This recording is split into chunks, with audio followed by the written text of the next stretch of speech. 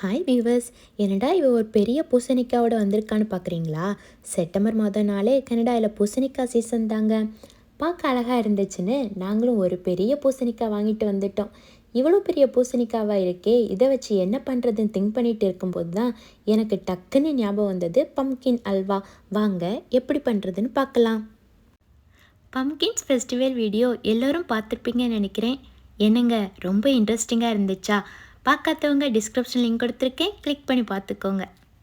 First மஞ்சள் பூசணிக்காவை cut பண்ணி இப்படி மெல்லிசாக துருவி எடுத்துக்கோங்க. நெக்ஸ்ட்டு கடாய் சூடானதும் அதில் கொஞ்சம் நெய் ஊற்றிக்கோங்க. நெய் நல்லா சூடாகட்டும். நெய் சூடானதும் அதில் கொஞ்சம் உலர் திராட்சையை போட்டு வறுத்து எடுத்துக்கணும். உலர் திராட்சை நல்லா உப்பி வரும் வர கிண்டி விட்டுக்கோங்க. இந்த ஸ்டேஜில் இதை ஒரு பவுலில் மாற்றி எடுத்து வச்சுக்கோங்க. அதே கடாயில் கொஞ்சம் முந்திரி பருப்பை போட்டு பொன்னிறம் வர வர கிண்டி எடுத்துக்கோங்க. இதையும் அதே பவுலில் மாற்றி வச்சுக்கோங்க. நெக்ஸ்ட்டு நம்ம மெல்லிசாக துருவி வச்சுருக்கோம்ல மஞ்சள் பூசணிக்காய், அதையும் ஆட் பண்ணி அடி பிடிக்காமல் கிண்டிகிட்டே இருங்க. 1 கப் மஞ்சள் பூசணிக்காயில் 3 கிராம் அளவுக்கு நிறைய நார்ச்சத்து இருக்குதுங்க. ஸோ நார்ச்சத்து இதில் அதிகமாக இருக்கு இல்லையாங்க, அதனால இதை வெயிட் லாஸுக்கு கூட யூஸ் பண்ணிக்கலாங்க. இந்த ஸ்டேஜில் கொஞ்சம் நெய் விட்டு கிண்டி விட்டுக்கோங்க. தேவையான அளவுக்கு சுகர் ஆட் பண்ணிக்கோங்க. மஞ்சள் பூசணிக்காய் ஆல்ரெடி கொஞ்சம் ஸ்வீட்டாக தாங்க இருக்கும்.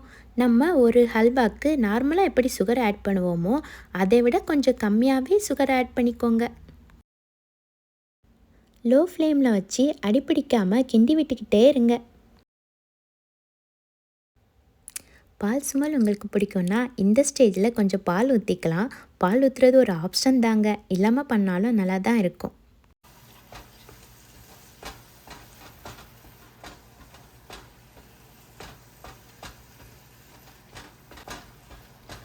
நம்ம மஞ்சள் பூசணிக்காய் அல்வா ஆல்மோஸ்ட் ரெடி ஆச்சுங்க.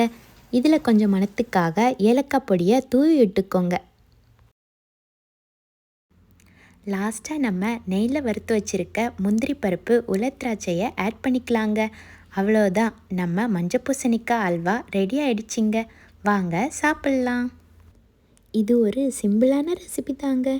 நீங்களும் உங்கள் வீட்டில் ட்ரை பண்ணிவிட்டு எனக்கு கமெண்ட் பண்ணுங்கள். இன்னொரு நல்ல வீடியோவில் உங்களை சந்திக்கிறேன். அது வரைக்கும் ஸ்டே டியூன். பாய். இந்த வீடியோ உங்களுக்கு பிடிச்சிருந்தா லைக் பண்ணுங்கள், ஷேர் பண்ணுங்கள், சப்ஸ்கிரைப் பண்ணுங்கள்.